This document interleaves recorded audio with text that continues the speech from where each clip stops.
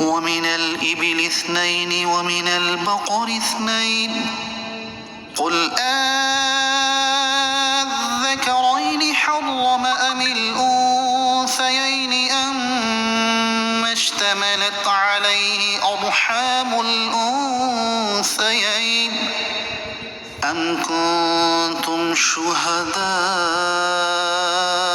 إذ وصاكم الله بهذا فمن أظلم ممن افترى على الله كذبا ليضل الناس بغير علم إن الله لا يهدي القوم الظالمين۔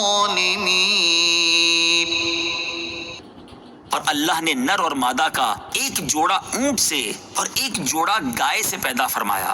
تم فرماؤ کیا اس نے دونوں نر حرام کیے یا دونوں مادہ، یا وہ جسے دونوں مادہ جانور اپنے پیٹوں میں لیے ہوئے ہیں؟ کیا تم اس وقت موجود تھے جب اللہ نے تمہیں یہ حکم دیا؟ تو اس سے بڑھ کر ظالم کون جو اللہ پر جھوٹ باندھے تاکہ لوگوں کو اپنی جہالت سے گمراہ کرے؟ بے شک اللہ ظالموں کو ہدایت نہیں دیتا۔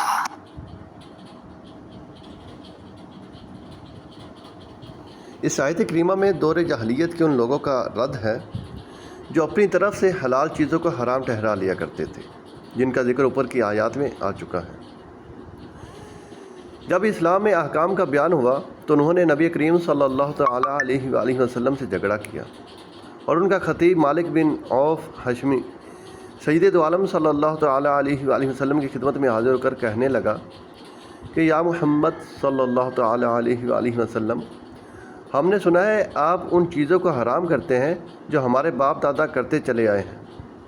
تاجدار رسالت صلی اللہ تعالیٰ علیہ وآلہ وسلم نے فرمایا، تم نے بغیر کسی اصل کے چوپایوں کی چند قسمیں حرام کر لیں، جبکہ اللہ تعالیٰ نے 8 نر و مادہ اپنے بندوں کے کھانے اور ان کے نفع اٹھانے کے لیے پیدا کیے۔ تم نے کہاں سے انہیں حرام کیا؟ ان میں حرمت نر کی طرف سے آئی یا مادہ کی طرف سے؟ مالک بن عوف یہ سن کر ساکت اور متحیر رہ گیا اور کچھ نہ بول سکا۔ نبی اکرم صلی اللہ تعالیٰ علیہ وآلہ وسلم نے فرمایا، بولتے کیوں نہیں؟ کہنے لگا، آپ فرمائیے میں سنوں گا۔ سبحان اللہ، قرآن پاک کی دلیل کی قوت اور زور نے اہل جاہلیت کے خطیب کو ساکت و حیران کر دیا، اور وہ بول ہی کیا سکتا تھا۔ اگر کہتا کہ نر کی طرف سے حرمت آئی تو لازم ہوتا کہ تمام نر حرام ہوں، اگر کہتا کہ مادہ کی طرف سے تو ضروری ہوتا کہ ہر ایک مادہ حرام ہو، اور اگر کہتا جو پیٹ میں ہے وہ حرام ہے تو پھر سب ہی حرام ہو جاتے، کیونکہ جو پیٹ میں رہتا ہے وہ نر ہوتا ہے یا مادہ۔ وہ جو تخصیص قائم کرتے تھے اور بعض کو حلال اور بعض کو حرام قرار دیتے تھے، اس حجت نے ان کے اس دعویٰ تحریم کو باطل کر دیا۔ ام کنتم شہداء، کیا تم موجود تھے؟ یعنی اللہ تعالیٰ نے تم سے براہ راست تو بیان فرمایا نہیں، اور نبی اکرم صلی اللہ تعالیٰ علیہ وآلہ وسلم کے ذریعے ان جانوروں کی حرمت آئی نہیں، تو اب ان جانوروں کو حرام ہونے کی کیا صورت باقی رہی؟ لہٰذا جب یہ بات نہیں ہے تو حرمت کے ان احکام کو اللہ تعالیٰ کی طرف منسوب کرنا جھوٹ، باطل اور خالص بہتان ہے، اور جو اللہ تعالیٰ پر بہتان باندھے وہ سب سے بڑا ظالم ہے، لوگوں کو گمراہ کرتا ہے، اور بے شک اللہ تعالیٰ ظالموں کو جب تک وہ اپنے ظلم پر قائم رہیں ہدایت نہیں دیتا۔